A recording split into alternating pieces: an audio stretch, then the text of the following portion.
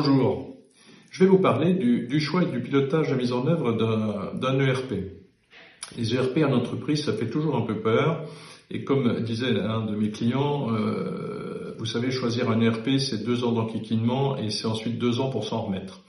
Je pense que non. Pour avoir piloté de la mise en place d'ERP ou des migrations complètes de systèmes d'information, je pense qu'on peut faire mieux. Alors pourquoi ça ?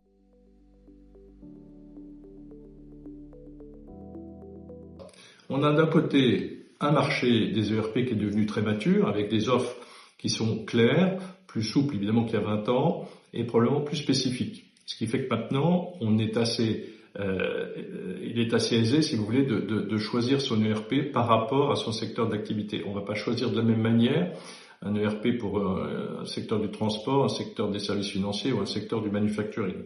Et les offres sont clairement en bijection avec les secteurs, très clairement. Donc pourquoi alors le choix et le pilotage de ces implémentations de ERP pose tant de problèmes aux entreprises ? Je pense qu'il y a 2 grands sujets. Le premier sujet, c'est la méthode elle-même. La méthode de choix et la méthode d'implémentation sont restées un peu à l'ancienne. Dans beaucoup d'entreprises, on voit des choix qui se font comme on faisait il y a 20 ans. Une sorte de schéma directeur, on réfléchit à la stratégie de l'entreprise, qu'elle veut devenir, son futur, sa diversification potentielle, etc., ses acquisitions. Et on descend jusqu'à y compris finalement les principaux processus, etc. Bon, la maturité des ERP est telle qu'il n'est plus vraiment nécessaire de faire ce genre de choses. On sait très bien ce qui va correspondre à son secteur d'activité. On a très vite une shortlist de facto, si vous voulez. Donc c'est un premier sujet au moment du choix. On perd beaucoup de temps à choisir. Bon, certes, il faut un minimum de cahier des charges pour adresser des éditeurs, mais on perd beaucoup de temps à choisir, alors même qu'il faut juste expliquer le cœur du métier pour que l'éditeur s'y retrouve et commence à faire une proposition ou un draft de proposition. Deuxième sujet, c'est l'animation proprement dite de la préparation, de la migration et du changement de système d'information. On a, là aussi en termes de méthode, je pense qu'au fil des années, on insiste trop sur le participatif des entreprises. Tout le monde ne peut pas se mêler de tout et on finit par discuter dans des workshops, des ateliers, des groupes de travail, tout ce que vous voulez, de ce qui est intéressant, de ce qui serait bien, etc. Alors que on n'est pas dans le sujet. Le sujet, c'est d'avoir des données propres et de pouvoir les migrer dans un nouveau système d'information. Donc on fait la double erreur dans cette voie participative d'imaginer ce qui est intéressant pour l'entreprise et ne pas se contenter de ce qui est utile. Ce qui compte, c'est ce qui est utile. Ce qui est intéressant, on verra plus tard, en quelque sorte.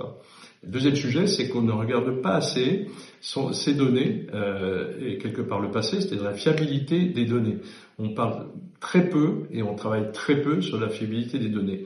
Au fond, au final, on se retrouve avec une migration qui va évidemment être difficile parce que, d'une part, en données sources, on aura beaucoup d'enquiquinement, si vous voulez, parce que les données sources sont pas complètes, pas fiables. Prenez une base article ou une base client, on aura les doublons, on aura des paramètres vides, et donc tout ça va évidemment nous donner, à un moment donné dans la migration, avoir des conséquences négatives, et il faudra corriger après coup, etc., etc. Donc le temps de corriger, le temps de fiabilisation des données est trop peu important dans la préparation. Le deuxième sujet, c'est que, encore une fois, je vous l'ai dit, on passe trop de temps à ce qui est intéressant. Il ne faut ne reprendre que ce qui est utile. On verra plus tard pour améliorer. Puis vous avez un troisième sujet qui pose problème, c'est le pilotage proprement dit. Le pilotage, au fond, le temps fait le pilotage et on a quelqu'un en général qui est à la PMO, c'est-à-dire qui gère les jours, qui gère la présence, etc., mais qui ne gère pas le temps. Je pense qu'il faut réhabiliter le pilotage au sens de diriger le temps et avoir un temps imparti aux choses. Si on a dit qu'on décide en une semaine, on décide en une semaine. On ne dit pas finalement on va voir, on attend le comité de pilotage le mois prochain. Donc je pense qu'une fois, du coup, on a cette espèce de paradoxe des ERP qui sont devenus matures, flexibles, lisibles et somme toute relativement similaires les uns aux autres à l'intérieur d'un secteur d'activité avec une méthode trop générique et un excès de participation avec un focus qui n'est pas polarisé sur les bons sujets.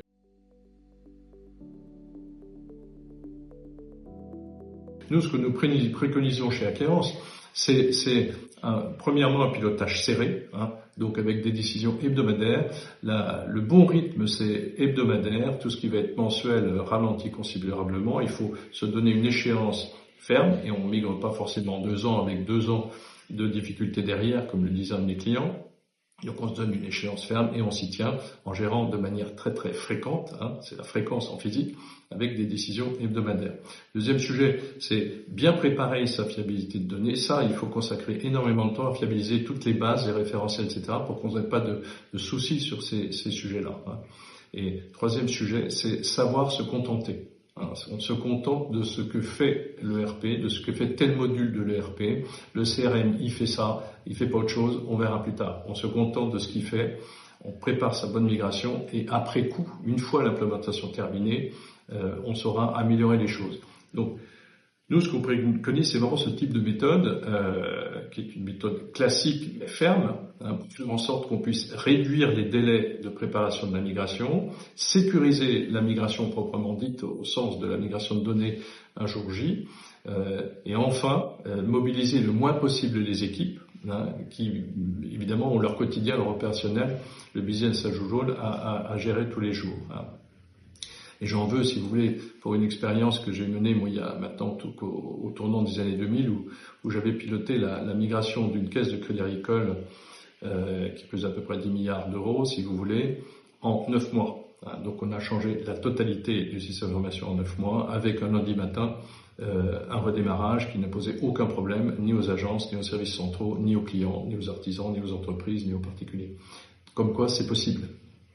À bientôt.